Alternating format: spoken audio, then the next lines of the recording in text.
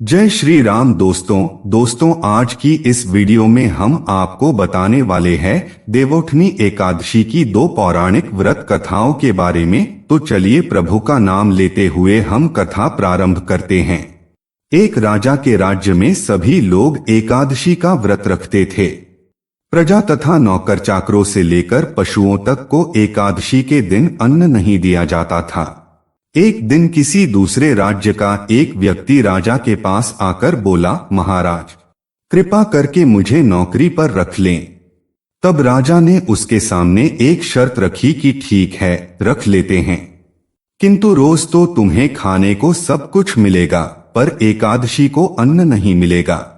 उस व्यक्ति ने उस समय हाँ कर ली, पर एकादशी के दिन जब उसे फलाहार का सामान दिया गया तो वह राजा के सामने जाकर गिड़गिड़ाने लगा, महाराज इससे मेरा पेट नहीं भरेगा, मैं भूखा ही मर जाऊंगा, मुझे अन्न दे दो। राजा ने उसे शर्त की बात याद दिलाई, पर वह अन्न छोड़ने को राजी नहीं हुआ। तब राजा ने उसे आटा दाल चावल आदि दिए। वह नित्य की तरह नदी पर पहुंचा और स्नान कर भोजन पकाने लगा। जब भोजन बन गया तो वह भगवान को बुलाने लगा, आओ भगवान, भोजन तैयार है। उसके बुलाने पर पीतांबर धारण किए भगवान चतुर्भुज रूप में आ पहुंचे तथा प्रेम से उसके साथ भोजन करने लगे। भोजनादि करके भगवान अंतर्धान हो गए तथा वह अपने काम पर चला गया। 15 दिन बाद अगली एकादशी को वह राजा से कहने लगा कि महाराज मुझे दुगुना सामान दीजिए। उस दिन तो मैं भूखा ही रह गया। राजा ने कारण पूछा तो उसने बताया कि हमारे साथ भगवान भी खाते हैं, इसीलिए हम दोनों के लिए ये सामान पूरा नहीं होता। यह सुनकर राजा को बड़ा आश्चर्य हुआ। वह बोला, मैं नहीं मान सकता कि भगवान तुम्हारे साथ खाते हैं। मैं तो इतना व्रत रखता हूँ, पूजा करता हूँ, पर भगवान ने मुझे कभी दर्शन नहीं दिए। राजा की बात सुनकर वह बोला, महाराज यदि विश्वास न हो तो साथ चलकर देख लें। राजा एक पेड़ के पीछे छिपकर बैठ गया। उस व्यक्ति ने भोजन बनाया तथा भगवान को शाम तक पुकारता रहा, परंतु भगवान न आए। अंत में उसने कहा, हे भगवान, यदि आप नहीं आए तो मैं नदी में कूदकर प्राण त्याग दूंगा। लेकिन भगवान नहीं आए। तब वह प्राण त्यागने के उद्देश्य से नदी की तरफ बढ़ा। प्राण त्यागने का उसका दृढ़ इरादा जान शीघ्र ही भगवान ने प्रकट होकर उसे रोक लिया और साथ बैठकर भोजन करने लगे। खा पी कर वे उसे अपने विमान में बिठाकर अपने धाम ले गए। यह देख राजा ने सोचा कि व्रत उपवास से तब तक कोई फायदा नहीं होता जब तक मन शुद्ध न हो।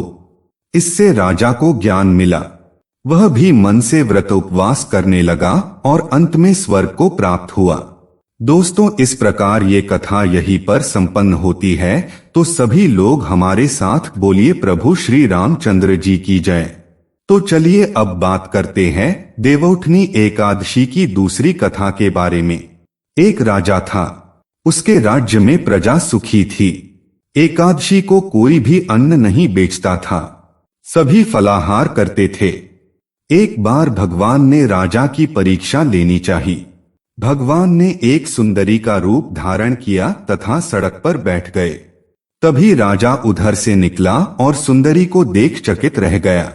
उसने पूछा, हे सुंदरी, तुम कौन हो और इस तरह यहाँ क्यों बैठी हो?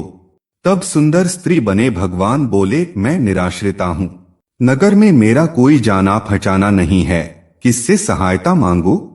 राजा उसके रूप पर मोहित हो गया था। वह बोला, तुम मेरे महल में चलकर मेरी रानी बनकर रहो। सुंदरी बोली, मैं तुम्हारी बात मानूंगी, पर तुम्हें राज्य का अधिकार मुझे सौंपना होगा। राज्य पर मेरा पूर्ण अधिकार होगा। मैं जो भी बनाऊंगी तुम्हें खाना होगा। राजा उसके रूप पर मोहित था, अतः उसकी सभी शर्तें स्वीकार कर ली। अगले दिन एकादशी थी। रानी ने हुक्म दिया कि बाजारों में अन्य दिनों की तरह अन्न बेचा जाए। उसने घर में मांस मछली आदि पकवाए तथा परोसकर राजा से खाने के लिए कहा। यह देखकर राजा बोला, रानी आज एकादशी है, मैं तो केवल फलाहार ही करूंगा। तब रानी ने शर्त की याद दिलाई और बोली, या तो खाना खाओ, नहीं तो मैं बड़े राजकुमार का सिर काट दूंगी। राजा ने अपनी स्थिति बड़ी रानी से कही तो बड़ी रानी बोली, महाराज, धर्म न छोड़ें, बड़े राजकुमार का सिर दे दें। पुत्र तो फिर मिल जाएगा, पर धर्म नहीं मिलेगा। इसी दौरान बड़ा राजकुमार खेलकर आ गया। माँ की आंखों में आंसू देखकर वह रोने का कारण पूछने लगा तो माँ ने उसे सारी वस्तुस्थिति बता दी। तब वह बोला, मैं सिर देने के लिए तैयार हूँ। पिताजी के धर्म की रक्षा होगी, जरूर होगी। राजा दुहखी मन से राजकुमार का सिर देने को तैयार हुआ तो रानी के रूप से भगवान विष्णु ने प्रकट होकर असली बात बताई। राजन, तुम इस कठिन परीक्षा में पास हुए। भगवान ने प्रसन्न मन से राजा से वर मांगने को कहा तो राजा बोला, आपका दिया सब कुछ है, हमारा उद्धार करें। उसी समय वहां एक विमान उतरा।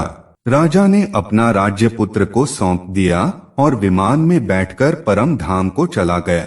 दोस्तों, इस वीडियो में बताई गई जानकारी आपको पसंद आए तो हमारी इस वीडियो को लाइक और अपने दोस्तों के साथ शेयर जरूर कीजिए। साथ ही हमारी अगली आने वाली वीडियो की जानकारी के लिए हमारे इस YouTube चैनल को सब्सक्राइब जरूर कर लीजिए। मिलते हैं अगली एक और वीडियो के साथ, तब जय श्री राम दोस्तों।